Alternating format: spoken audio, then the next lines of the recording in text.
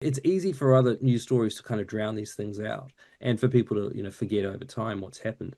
But there's a very clear kind of development occurring here. I've noticed, and it's not just my algorithm serving me these stories up, but I've noticed quite an increase in the number of stories that journalists are actually now telling about interference by China in liberal democracies around the world.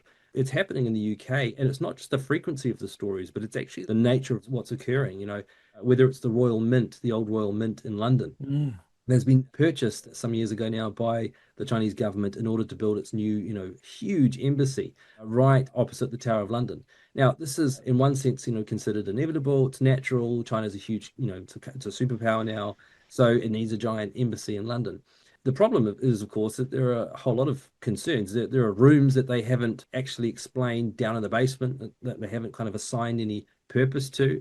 People are saying, well, what are those for? Are they going to be using it to interrogate Chinese citizens who have perhaps, displeased the regime? There are issues around the fact that the telecommunications network for the City of London, and one of the exchanges is actually based in the compound. There's also the fact that there are cables servicing the stock exchange or the financial markets here in London running directly beneath this place and that they could easily be tapped into. Now, there are responses to all of those concerns that people have, and they say, well, this doesn't need to be an issue. We can work around it and they can still keep their compound.